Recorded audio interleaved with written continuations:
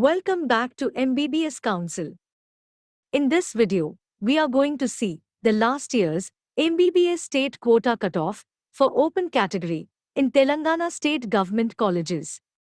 After opening the app, you have to select the cutoff menu on the home screen. After selecting that, you have to select state quota option. When you select it, a list of colleges will be displayed. You can also use the filter option which is present below the screen to show only government colleges or private colleges.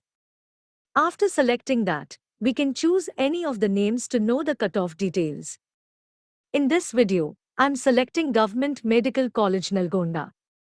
Here you can see the open category cutoff including score cutoff, All India rank cutoff, as well as state rank cutoff.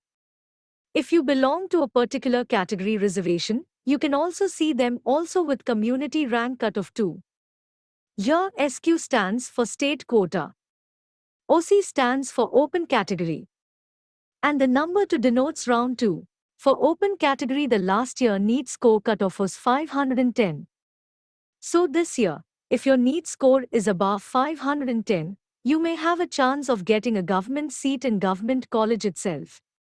If you have not installed MBBSCouncil app, you can install from Play Store by clicking the link in the description below. See you in another video.